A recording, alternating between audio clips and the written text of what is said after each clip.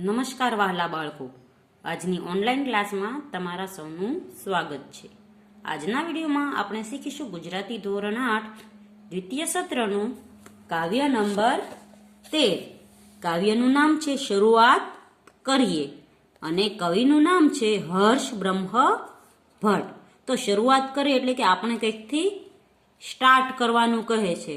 તો શું સ્ટાર્ટ કરવાનું કહે છે કે આપણે છે આપણું જીવન છે તે સારું બનાવવાની શરૂઆત કરીએ, તેને ઉજાગર બનાવવાની શરૂઆત કરીએ, એટલે કે ઉજ્જવળ બનાવવાની શરૂઆત કરીએ। તો આપણું જીવન છે તે ઉજ્જવળ કેવી રીતે બને?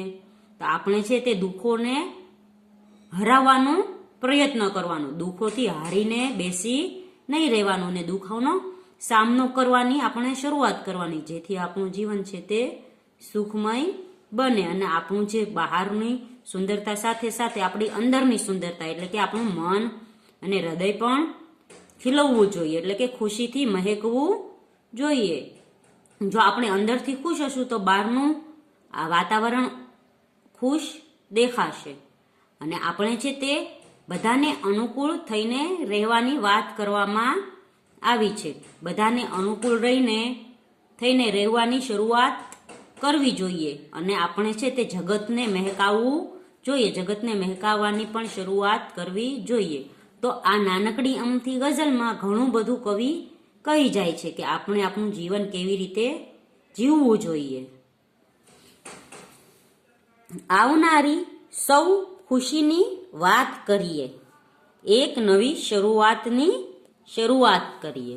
તો અહીં કવિ કહે છે કે આપણે હવે જે દુઃખો આવી ગયા છે એ ભૂલીને આવતીકાલે જે આપણને સુખો મળવાની છે તે સુખોની વાત કરવી જોઈએ। હંમેશા આપણે દુઃખોને યાદ ન કરવું જોઈએ, આપણને જે ખુશીના પળો મળ્યા છે તેને યાદ કરવા જોઈએ અને ખુશીના પળોની વાત કરવાની આપણે શરૂઆત કરવી જોઈએ। એટલે આપણે એ જ નવી શરૂઆત કરવાની કહે છે કે આપણે ખુશીની વાતો કરીએ નવી નવી અને એ વાતો કરવાની શરૂઆત કરીએ। હર વખત શું માત થઈ જાવું દુઃખોથી? માત એટલે કે આપણે હારી જવું। તો શું દર વખતે આપણે દુઃખોથી હારી જવું? ચાલ આ વખતે દુઃખોને માત કરીએ। તો આપણે દર વખતે દુઃખોથી હારી જવું એવું નથી, પણ આપણે છે હવેથી શરૂઆત કરીએ કે આપણે છે દુઃખોને પણ હરાવી દઈશું। એટલે આજથી આપણે એવી નવી શરૂઆત કરીએ કે આપણે છે તે હર વખતે હવે દુઃખોથી હારશું નહીં અને દુઃખોનો સામનો કરીને દુઃખોને હરાવવાની શરૂઆત કરીએ। બહારથી દેખાય જેવી સ્વચ્છ સુંદર દોસ્ત અંદરથી એવી જાત કરીએ। તો બાળકો આપણે છે આપણું શરીર રોજ સવારે સ્વચ્છ કરીએ છીએ, નાહી ધોઈને તૈયાર થઈએ છીએ અને જેવું સ્વચ્છ અને સુંદર આપણું શરીર રાખીએ છીએ તેવું જ કવિ કહે છે કે આપણે અંદરથી પણ આપણું આત્મા મન એવું જ તે સ્વચ્છ અને સુંદર રાખીએ। તો એવું ક્યારે બને કે જ્યારે આપણે કોઈ પ્રત્યે નફરત ભેદભાવ ના હોય, કોઈ પ્રત્યે ગુસ્સો ના હોય, તો એવું આપણે જીવન જીવીએ કે જેથી આપણે બધા પ્રત્યે પ્રેમ જ વિખેરીએ અને પ્રેમથી જ એકબીજાને જોઈએ। તો લેખક કવિ કહે છે કે આપણે એની પણ આજે શરૂઆત કરીએ કે આપણે અંદરથી સ્વચ્છ રહીએ અને બધાના પ્રત્યે સારા વિચારો રાખીએ। જેમ બહારથી સુંદર દેખાય છે એમ આપણું મન પણ સુંદર કરીએ, એની આજે આપણે શરૂઆત કરીએ।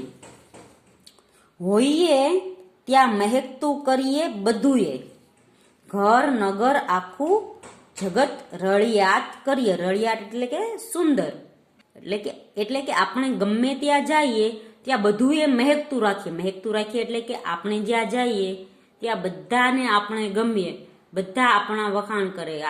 આપણે જે કોઈનું ખરાબ ન ઈચ્છીએ, જો સારું કરીએ તો બધા આપણા વખાણ કરે, આપણું કહેલું માને અને કહે છે કે ઘર નગર અને આખું જગત આપણે છે તે આ રીતે સુંદર બનાવી શકીએ। જો આપણે પોતે સારા વિચારો રાખીએ અને બીજાના પ્રત્યે કોઈ દ્વેષ ભાવ ન રાખીએ તો આપણે આપણું ઘર શહેર અને આખું જગત છે તે સુંદર કરી શકીએ છીએ। અને આપણે આપણા ઘર આજુબાજુ નગર હોય કે જગત હોય, આપણે બધાની સાથે છે હળીમળીને રહીએ અને એને અનુકૂળ રહેવાની શરૂઆત કરીએ।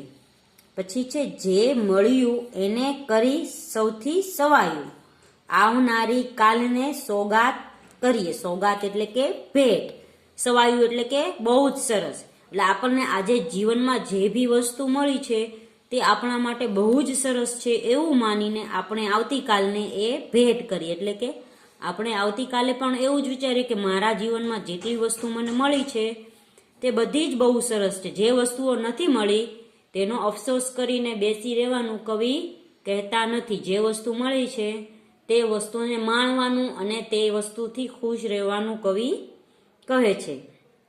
આપણે ક્યારેય જીવનમાં એવું ન વિચારીએ કે આપણને જે મળ્યું છે તે બહુ ઓછું મળ્યું છે.